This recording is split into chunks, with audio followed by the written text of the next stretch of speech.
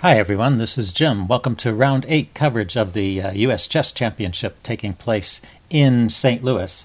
From Round 8, I selected this game between Kayden Troff and Hikaru Nakamura. So Kayden Troff with the white pieces is one of the younger players in the tournament, but not the youngest. He's currently 16 years old, having obtained the Grandmaster title at the age of 15, so one of the young and upcoming players in the U.S. And facing him is Hikaru Nakamura, several-time U.S. champion and top 3 player in the world at the moment in the live rating. So really strong opponent. Let's see if Kayden is intimidated or if he takes him head on.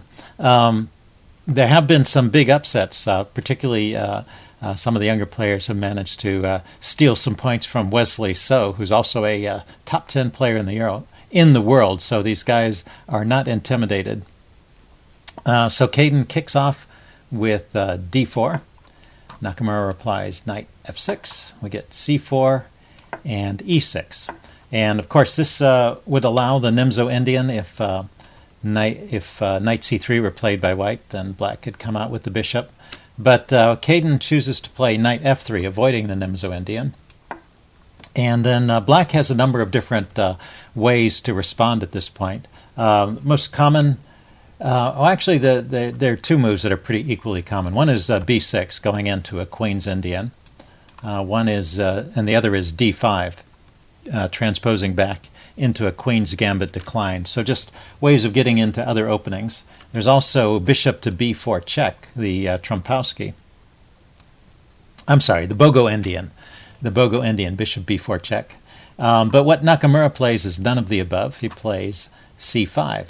And this is the Benoni. And it's an interesting way to get into the Benoni. If you don't mind going into a Nimzo Indian in this situation, if white plays knight c3, but you like to play the Benoni, this is a way to get a Benoni where the white knight is on f3 here, blocking the f-pawn.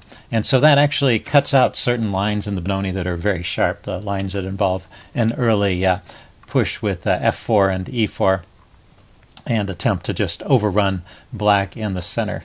So it's an interesting way to get into some lines in the Benoni. d5 is played here by Kayden. That's the normal move and is a typical of the modern Benoni. We get this exchange. And now d6, so just setting up this pawn structure here, stopping white for the moment from expanding any further, and with the intention of fianchettoing the bishop and getting some pressure along this dark squared diagonal here with the help of these 2 pawns. The problem with the Benoni setup is that the d6 pawn is a weakness, and white can often exploit that by pushing forward with e4, f4, e5, moves like that. But for the moment, knight c3 is played, just defending the d-pawn even more securely. It was already defended by the queen, but extra security. So black goes for the fianchetto, as I mentioned. And now Kayden at this point chooses to go with the fianchetto setup against the Benoni. This is not the most popular way to play. The top choice here is e4. But this leads to some very sharp lines, and perhaps he chose to avoid these on purpose, being faced with a player in Nakamura who's very comfortable in extremely sharp lines and probably well versed in the theory. So g3 is a way to avoid that, but still get a good position for white. The other option here for white is to go knight d2, just getting the knight out of the way of the f-pawn, to be followed up with e4 and some f-pawn push at the right time. Okay, but g3 is the third choice here, and a good way to play. It's solid and still with an advantage to white. So some normal developing moves, bishop g7, bishop g2, getting the bishops to their squares, and black just castles, getting away from any potential damage in the center. White castles. And now rook to e8, immediately putting some pressure on the e-file. It's often an idea in the Benoni. The e-pawn, actually, white's e-pawn is somewhat backwards, and black will try and get some pressure against it. And now the top 2 choices here are either knight d2 or bishop to f4. Bishop to f4 is a very logical move in the Benoni, just directly putting pressure on the d6 pawn. What Kayden chooses here, rook e1, is a bit of an obscure sideline, so we're pretty much out of the main lines of opening theory here. Nakamura continues with a6 and now a4, just preventing this further expansion on the queen side. It's often an idea in the Benoni, after having set up this fianchetto, looking at the queen side to try and expand with the pawns on the queen side as well and gain space. So this move a4 is trying to slow that down. Knight bd7. Now e4, finally. The move e4 is played, but this is completes the typical Benoni setup where white has these two pawns and black has these two pawns. Kind of a funny-looking setup, but it's interesting and full of dynamic possibilities, which is why it suits a player like Nakamura. So Nakamura lunges out with knight to g4. And now we get the first move that's not in the database. All these moves have been played before, and the response at this point has been either knight to h4 has been played, or bishop to g5 has been played. But Kayden plays a move knight to d2 here, which is not a bad move, although it does at least temporarily block in this bishop, so you have to be careful with moves like this to make sure you've got a way out of your situation. But the idea is to kick the knight away, perhaps with an f-pawn push. But the knight is going to the e5 square anyway, and it just hops right there. And, of course, white still has this move f4 in reserve to kick that knight away if necessary. But Kayden plays a move bishop f1 first. This is intended to counteract against any potential b-pawn pushes, and also maybe help control the c4 and d3 squares, where this knight is starting to exert some influence. So Nakamura now plays a very strange-looking move, but interesting. He plays g5. And this is not the top choice of the chess engine, but it is an interesting move. It is just saying, I don't want you to play the move f4 and chase my knight away. I want to establish this good knight here, and I don't mind having some weaknesses on my king side here. In fact, maybe I will use this pawn to create some weaknesses around your king. And at the moment, white's pieces are still a little bit awkwardly placed. Notice this bishop on f1 prevents a rook from coming to f1 to support the f-pawn. And so right now the f-pawn is only defended by the king. And it's not so easy to push it forward. It's not clear that white would be happy if the f-pawn goes to f4 and there's an exchange and then the g-file opens up. That would allow a check over here. And white still has a problem with these queenside pieces not being in the game. Now, black, of course, has not completed his development, too, so I could say the same thing about black. But anyway, Nakamura chooses at this point to try and initiate some action on the king side with g5, as well as clamping down on f4. So Kayden plays the move h3, and now the queen comes to f6, so we start seeing the storm clouds gather around the king here. But queen to h5, getting the queen out of the way. Kayden has this interesting knight maneuver in mind, bringing another piece over to the defense of the king. He can see the storm is gathering, and he's just getting the queen over here where it may be helpful in protecting and getting it out of the way of the knight. So bishop to h6 is played. Not quite sure what this does. For one thing, it supports the g-pawn, and maybe at some point if the g-pawn goes forward, there's the idea of taking off one of the knights here. Anyway, the knight on c3 goes back to d1, where, as I said, it can route to the e3 square. It also adds a little support to the f2 pawn at the moment, but actually that's not entirely the idea here. So Nakamura pushes on with g4, not afraid to sacrifice a pawn. And let's see, what would happen if white were to just take that pawn? This was not played, and I didn't look at this earlier. Oh, bishop takes d2 is, looks like this is winning material. Bishop takes d2, bishop takes, and knight to f3 check. Okay, forking the king and the rook. So that is the threat here.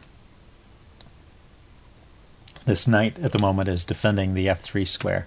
So after the move g4, knight to e3 is played, which blocks this bishop from taking off the d2 knight, so the f3 square is still defended. And at this point, bishop takes e3 is played, taking off this this knight at least, and then the rook comes. So Nakamura succeeded in eliminating one of the defenders around the king, but well, there's still quite a lot of pieces here. There's a rook, a knight, a bishop, and a queen, all gathered around the king and lending assistance here.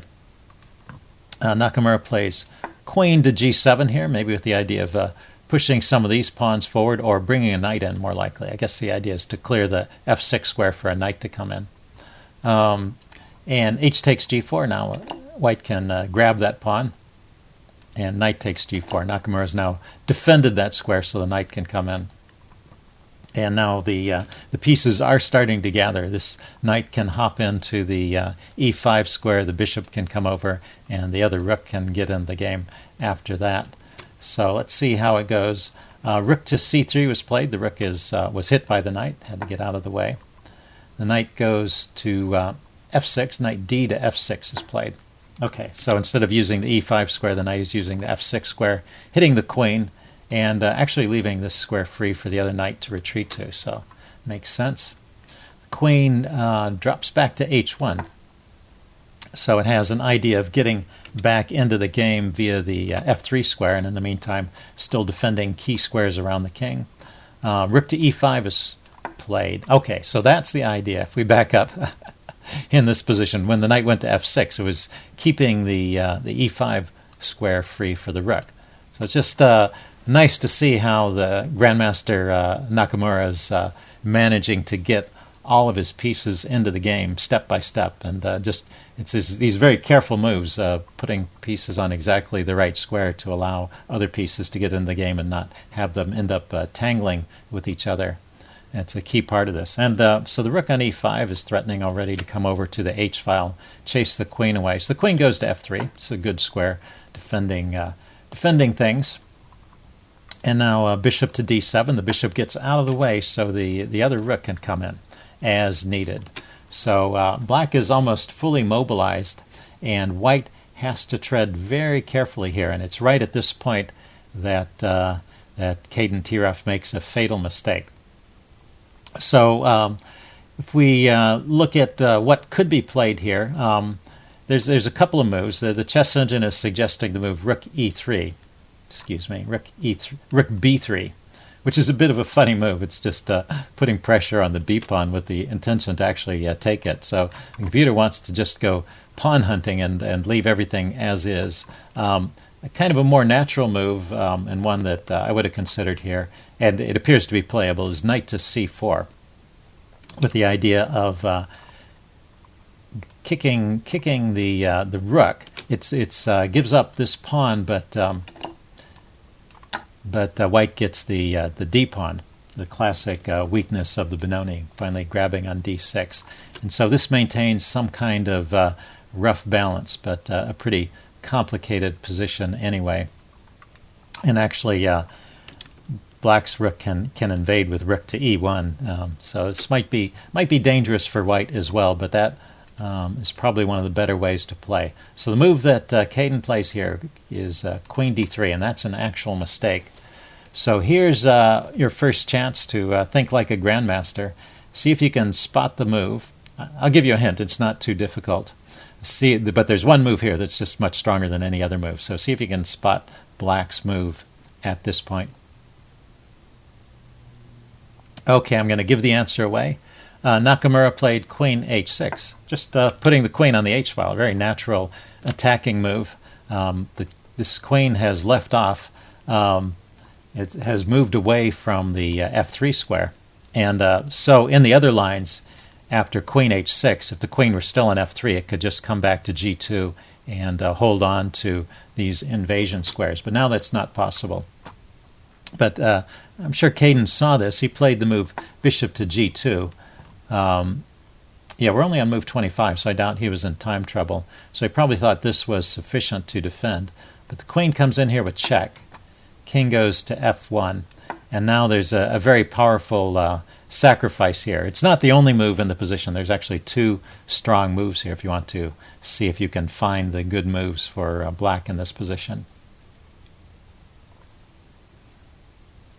Okay, yeah, knight takes e4 is possible here, and that's a good move. But the very best move in this position is knight takes f2, just sacrificing the knight on the f2 square.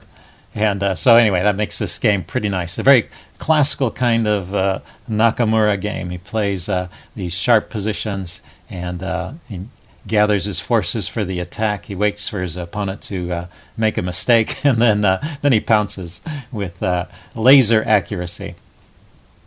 So yeah, this is the best move in the position, and really the king needs to take it. If the queen moves, the queen is under attack. Yeah, it just doesn't help. Queen to e2, knight to h1. I'll just put that on the board. So queen to e2, knight to h1, and or could also knight takes e4 was possible there too. Either knight, I think. But this is just going to be gobbling up pawns around the king, and also threatening a pretty horrible fork there. So this is all winning for black. So the best try here is king takes f2, accepting the sacrifice and saying to Nakamura, okay, what's your follow-up? And the follow-up is once again a pretty natural move, bishop to h3, just attacking the bishop here that's pinned. And now the queen comes into f1 to defend. And now one more sacrifice to really crack things open. And this once again is kind of an only move. There's one killer move here that keeps the advantage. So if you want to take a second and see if you can spot what it is. Okay, I'm going to give the answer away. It is rook takes e4. And the rook is just crashing through, opening up the e file. Notice that the bishop is pinned, so it can't be, the bishop can't take the rook. The only way the rook can be taken is by the knight. And after the knight takes back, this is with a check. So it wasn't a whole rook sacrifice, it was just an exchange sack. But, well, black was already a piece down. So the combination of sacrificing a piece and then sacrificing the exchange means that white is up a whole rook. White has two rooks and two minor pieces, and black has one rook and two minor pieces, and both sides have the queen. But, well, look where all the pieces are located. Black's pieces are all gathered, and the rook is ready to come over in a single move, whereas white's pieces, only the queen is really actively defending. The rook on c3 is helping as well, I guess, but it's currently under threat, and then these pieces are not in the game at all. There's not a whole lot to play here. The king is in check. After Kayden plays king e3, Nakamura can get some material back. Bishop takes g2, hitting the queen. The queen goes to f4, trying to stay close to the king and defend some of these squares. Now knight takes c3, getting back a little more material. Queen goes to g5 check. King runs to f8. Now white gets the knight back, and we have once again restored somewhat of a material balance. Both sides have a queen, a rook, and a bishop, but white's rook and bishop are once again on the back rank and not really contributing. Rook to e8 check was played, getting the last piece into the attack. The king goes to f2. And now bishop to h1 check. And at this point, Kayden resigned. There's only one move. Notice that the rook is guarding all of these squares around the king. The bishop is guarding all of these squares. So king f1 is the only legal move, and then queen g2 is checkmate. So that's game over. So a pretty exciting game, and a nice example of Nakamura's style. So with this win, Nakamura is in the lead in this tournament with 6 points after 8 rounds. In second place, we have Ray Robson with 5.5 points out of 8. And then there's 3 players just a point, well, actually a full point behind it, 4.5 points. We have Wesley So, Gata Kamsky, and Alexander Onashuk. So that's where things stand after 8 rounds. Hope you guys enjoyed this. Leave any comments you have, and I will be back for more coverage soon. Bye.